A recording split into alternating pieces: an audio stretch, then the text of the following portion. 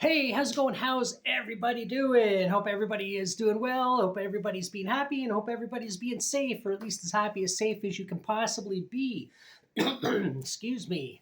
But yeah, so yes, I just had the luxury the last couple weeks. Last Saturday, I got to see, again, not my first time, but seeing Halloween in the theater. And the week before that, I got to see The Exorcist in the theater. That would be the Carlton theater. Though I did see both of them. Actually, no, not The Exorcist. I did see Halloween once or twice at the Bloor Cinema, which I don't go to anymore. It has been replaced for me. I can move this over. Not centered enough. Let me fix that just slightly. There, that works. Anyway, so yeah, I was. What was I saying? Yeah, at the Bloor Cinema downtown Toronto used to be my go-to spot. Then it turned into all that hot doc shit, which it's just documentaries now, from what I understand. Not hating on the theater, I just don't really have any reason to go there because if I want to watch a documentary, I can watch it at home on the television, and then I can tell myself it's okay. Saw it on the television. Lame joke. Lame joke. Thought I broke the packaging for a minute. Like, oopsie. What? Anyway, yeah, so I did get to see Halloween and The Exorcist. I'm going to talk briefly about Halloween, just because I mean everybody has seen who knows horror has seen Halloween, or has at least heard of it and seen one of its versions, variations, cuts. I don't know. It's all over the place. I mean, you got the original storyline that the first two movies, especially the first one, for its time. I don't consider it a horror movie anymore. I've seen it so many times. I think of it as more of a suspenseful thriller with horror elements in it. But yeah, it's still a horror movie. But I think just because I've seen it so many times, I don't find it especially scary. So anyway, that's some Exorcist playing in super slow motion in the background. I'm gonna copyright reasons. Maybe I should just bop around a little bit. I don't know. But anyway, and I'm partially covering the screen, so I think I'm okay. But anyway, that being said, yeah, I think everybody's seen it. But yeah, you got the first one, which is iconic. It's a classic. It really helped kick off the slasher genre. Not being the first slasher film, and definitely not even the first one that had a holiday or seasonal type title to it. I think the first slasher movie would probably go to Peeping Tom back in I think 1960. I think it was 19. I think it came out the same year as Psycho, but it came out before Psycho, and Psycho is often credited also as being like the first the first slash film. I'm just going to cover this part of the screen because it's got some gory stuff going on, and I don't know. YouTube might have some issues with it, even though it's it's a YouTube video that's actually playing right now. But just in case, I will partially cover this scene. But anyway, but yeah, Halloween, and then Halloween 2 takes place the same night. It's good, still a good movie. I don't really like how they threw the sister element in there. I was a little bit silly. And then you had the TV version, which is an extended cut, has extra scenes thrown in because the runtime wasn't long enough, and you get more of that sister element thrown in there. He carves sister on his cell wall before breaking out, or something like that. I can't remember. I haven't seen the TV version, but there's also a lot of weird cuts, and it's all in a different order, and nothing makes sense in comparison to the actual theatrical release. The actual theatrical. All right, yeah. Step aside, Eminem. New white guy coming up. But anyway, so that being said, then you got 3, which is its own standalone film, which I also really enjoy. And then it gets a little bit silly, and you get into all that weird Thorn bullshit. And then someone said, okay, you know what? Let's retcon everything and go back to everything after part 2 is done. And then we have H2O and then Resurrection. And, well, they're stupid. They're entertaining, they're fun to watch, but they're not good. They just get campy. And then Rob Zombie comes along and remakes it, and I think the first one was really good. It had weird things about it, like the soundtrack popping in at a weird time. And we have a commercial? No, we don't. But the soundtrack popping into that, the main theme, just when he's running out of the principal's office or wherever he was running out from, just kind of just seems really out of place. but it's, it's small little nitpicky stuff like that. But generally, I think it's good. The second one, I really need to revisit it because I the first time I only watched it once in the theater when it first came out, and I didn't like it. I just didn't, the whole thing with the horse and I just didn't really care for it. But I'm willing to give. It's been years, so I'm willing to give it another view. Probably even might do that tonight. I'm not sure. And then they retconned it again with Halloween 2018, which actually was pretty good. And then Halloween Halloween Kills, and Michael Myers suddenly knows kung fu and beats up firefighters and all this other stuff, and it's still good, but it's silly. And tonight he dies. I can't remember if that was in Halloween 2018 or if that was in Halloween Kills. I think it was Halloween Kills. And it's like, we've been living in terror all this time. No, you haven't. He killed 3 chicks, and that would be awful as a real thing, but it's only 3 people, and he's been in an asylum. No, you haven't. Most people probably wouldn't even know who he is. And then Halloween Ends, which got a little silly too, but it was still entertaining, still good. It's still a lot better than most of the sequels in the original run. Anyway, sorry, I just kind of went off on a Halloween thing there, but yeah, it was nice to see it in the theater. But the thing is, I realized this. It looked a little bit grainy. It looked a little bit off. This is a little bit off. I'm freaking here still. But yeah, it looked a little bit off. And I was like, okay, like it looks like a really bad copy of the film or something. And then it gets to the bedroom scene. Later on in the film, the scene where Michael Myers has the sheet on his head, and he's dressed up like a ghost. She thinks it's her boyfriend. That was the PG Soul's character. I can't remember the character's name, but she thinks it's her boyfriend. And then she pulls down the blanket, see anything you like? Now, normally you would see her boobs, right? And I don't really care. I see them, I don't see them, whatever. But they're cropped out. And I was like, now I know what this is. What I was looking at was a full cut version of the film. Now, for you younglings, a full screen version means back in the day when TV sets weren't big rectangles as they were smaller rectangles. They had to do a version for TV and the theatrical version. So what they would do is they'd crop the sides or crop it in a certain way so the focus of the action, whatever's going on, was always in the center of the screen. And that was called full screen because it encompassed the whole screen. And then you would have widescreen, which was what you saw in the theater, which had the entire format. But on the old TVs, they called it widescreen, and the other was full screen because it would fill the whole picture. And the widescreen, you'd have a black bar across the top and a black bar across the bottom. Now that's reversed. Now you have like a full screen. The full screen, technically now, you have the black bars on the side, and then regular screen, widescreen is the full screen of a modern television set. So it's a little bit. It's flipped, but that's why they called it. Why it might seem backwards, but what it was a full screen copy cropped into a widescreen, which was really, really weird. And I didn't pick up that, and I was like, that's why it's so grainy, and everything just sort of seems a little bit out of focus, and it wasn't like an edited version because you saw the kills and you saw her chest later on when she's getting strangled with the phone cord.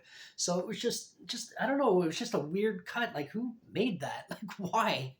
But aside from that, I still really did enjoy seeing the film on the screen again. And there was a few chuckles from the younger people because the movie isn't really, by today's standards, isn't really scary. It's just suspenseful, Still an amazing film by all accounts, but yeah, it's definitely, compared to what came later, like horror's had its peaks and valleys. I think a peak would be the 1930s, the Universal films, and in the 50s, you start getting the Hammer films and stuff, and then the 70s and the 80s, it just kind of went like way up here. In the 90s, it sort of dipped a bit. You had Scream, you had the Blair Witch Project, you did have some really good films, but you just had a lot of remakes, first of all. Then we started getting that again in the 2000s, but better remakes. Or they did terrible sequels to great films like An American Werewolf in Paris, which is a god-awful movie. If you've never seen it, don't watch it. If you've never seen An American Werewolf in London, please give it a watch. It's an incredible film. And The Howling, too, if you want to talk about horror movies from literally the same year. But anyway, and then And then I think in the 2000s, it just kind of does this. You have some good things, you got some bad things. You got a lot of course, had a lot of the remakes, a lot of reboots, a lot of retconning, um, but still entertaining. But it's also a matter of opinion. Like, I think The Exorcist Behind Me is a really good film, one of my favorite horror films of all time. But I also think it's, to a lot of people, I find it very slow for the first two acts. But anyway, on to The Exorcist. Speaking of which, and I forgot to pull my Exorcist toys and props down from the shelf to show around. But oh well, oopsie, because I ain't doing it now. But yeah, The Exorcist. What I was really really happy about, and I didn't notice this right away. I'm looking at the runtime when I was looking at the theaters, the Carlton Cinema, and I'm looking at the runtime. Oh, it's only 2 hours. That's weird. The movie's longer than 2 hours. The movie's like almost over. It's about 2.5 hours.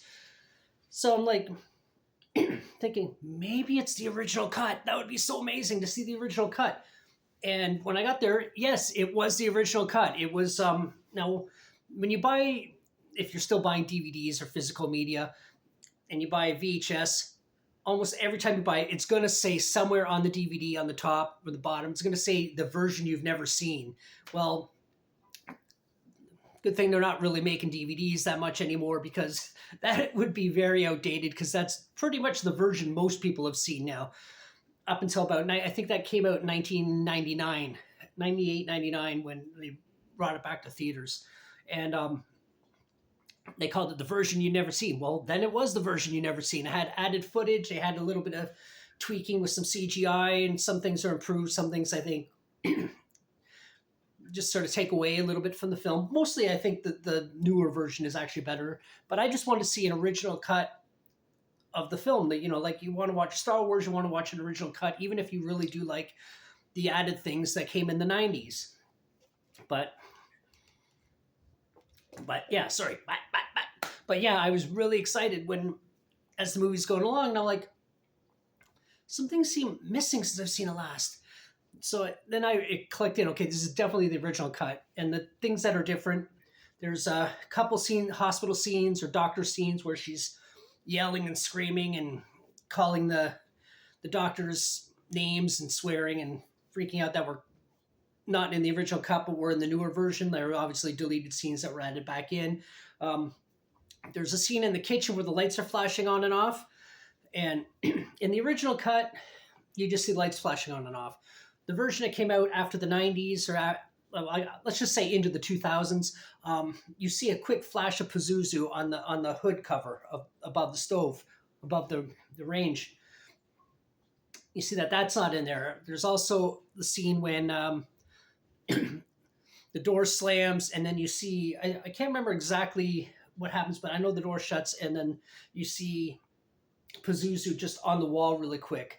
Not to be confused with the scene where Regan's in bed, and she's doing that weird kind of, not dance, but she's all possessed and being like freaky as shit. And then you see the outline of Pazuzu behind her, which I think that might be the scene coming up here shortly. Maybe, no, this isn't. This is the bedroom attack scene. But anyway, yeah, so not to be confused with that scene. So that's not in there. And a few changes when she's being hypnotized, and she's got her hand up like this, and just before she grabs the doctor or the hypnotist or whatever by the crotch, you see her face turn demonic for a second. The original cut, it doesn't do that. She just has an angry face for a second, and then towards the end of the movie, or at the end of the movie, when Karis starts beating her up and says, "Come into me," and then you see he's all evil, and then you see him flip back real quick. It's just like a blank cut from evil to like normal face, and then he jumps out the window. But in the 2000s version, there's a little bit of CGI to tweak it, so it's not just a quick cut, like pause and then put the footage of him looking normal there, because I always thought that looked silly anyway. It looked a little bit too choppy, but they're working with the technology at the time, and but it smooths it out just a little bit. It still looks a little bit off, but it's tweaked and looks a little bit smoother, and then he does his thing. And of course, the infamous spider crawl. Now, the first time you see that scene, and if you're not sure what I'm talking about, sure most of you would. Um, Regan is backwards going down the stairs, upside down and backwards kind of thing. And in the bottom stairs, she spits out all this blood because obviously it's not Linda Blair. It's a contortionist or a stunt woman. And they're just hiding I think the blood is just, number one, makes it look creepy, but also it blocks her face, so you can't obviously tell it's a stunt person or a contortionist or acrobat, whatever, and not a 13-year-old little girl. So there's that. But I've seen that scene so many times that now I actually find it boring, and when I see it, I know it's coming, and it just kind of pulls me out of the movie for a minute. I think it was cut for pacing. And well, partially cut for pacing, also the technology at the time, because she was being held up by wires when they're doing it, and they couldn't hide the wires, they couldn't mask the wires or anything. So yeah, technology, and I think also it could be a pacing issue. But I don't think it's a necessary scene. I like it the first couple times, but now I've seen it so many times, it just kind of stops the movie for me for a few minutes, or for a few seconds anyway. Now, a couple things to point about The Exorcist. A lot of people don't notice this right away or even really think about it, depending on how often you see it and how big of a fan you are of the film. But in the beginning or in the film, you see Regan, she's got all her little statues that she's made and made out of clay or whatever and painted. And then you skip ahead and you see the priest bringing the flowers into the church. And then you see the vandalized statue of the Virgin Mary, and it's got like parts added to it and just very offensive looking. And a lot of people don't clue in that she just made all these little figurines and they're all painted up different colors. And then the things that were added to the Virgin Mary are also look like they could be made out of clay, and they're all painted up different colors. Now that's an easy thing to overlook. That's just some vandalism that happened. You don't necessarily make that connection right away. But that's an indicator. When you pick that more up on a rewatch. And then another thing too, when after Burke Dennings falls down the stairs, and the lieutenant or the detective finds a little thing at the bottom of the stairs. You see him digging it off and blowing on it, and a lot of people think that's the little demon head that Father Maris finds in Iraq. The little, I guess it's supposed to be the head of Pazuzu or just some other demonic creature or demon-looking thing. But it's actually, when he dusts it off, if you actually look at it, it's also another little clay figure that Regan made that you see earlier in the film. I don't know if you see this one specifically, but it's actually a little turtle. If you want to look at it again, it's actually a little turtle. And the tie-in also there is when the lieutenant picks it up, or the detective rather, he picks it up earlier in the film when he's in the house doing an investigation. I think it was early. I'm trying to get the timeline right. But anyway, he points out that Regan has... Oh, that was fast. I'll just do this. There. I thought that would outlast my chatting. But anyway, he points out, who's the artist? And he's looking at all the little clay figurines that she had sculpted and painted. So it kind of ties his scenes together and those that he's sort of figuring it out in his head what's going on, or at least not exactly what's going on, but that Regan could be responsible for the death. Now here's one that almost everybody overlooks. And in the attack scene, the bedroom attack scene, when Regan turns her head around and she says, "You know what she did, your cunting daughter." You know the scene, great scene, probably the scariest scene in the movie as far as I'm concerned. A lot of people think that's just a demonic, evil voice, but it's actually Burke Dennings' voice. And you might not pick up on that just by the sound of his voice, because all the chaos and the horror and the scary things that are just happening all at once in that scene with the crucifix and the furniture. It's just a frightening scene. So you might not notice that right away. You just think it's an evil voice and it just kind of gives you shivers. But it's actually Burke Dennings' voice. And what really gives it away is earlier in the scene, the party scene, when he's drunk, he keeps saying cunting over and over again. You cunting Hun, you cunting Nazi, or whatever he kept saying to the butler character. And my timer, I'm going to have to pause this for a second. But he kept calling him cunting. And then at that scene, she turns her head around and says it in his voice, "You know what she done? Your cunting daughter." And I've met a lot of British people. I know a lot of English people over the years. Not one of them has ever said that word. And I've asked them, I go, is that a word that people say? And they said no. And they think it was just used for the movie, just for that character, to emphasize also that scene. So just a couple things to point out if you're going to watch the film again. But anyway, I did really enjoy seeing both these films in the theater. And I heard there's another Exorcist sequel coming out soon, or maybe even a possible remake. I don't know, but time will tell. I mean, there's quite a few of them now anyway. And some of them are good, some of them aren't, but you know, you use your own opinion on them. If you did watch this video all the way to the end, thank you so much. If you want to subscribe and help me get up to 1,000 subscribers, that would also be great. If you want to like, comment, I'm going to speak over the timer. Anyway, you want to like, comment, do all that fun YouTube stuff, I would really, really appreciate it. You want to comment, I will get back to you. I always do. And I guess I'm going to go take my pizza out of the oven and enjoy my supper. Anyway, until the next one, bye.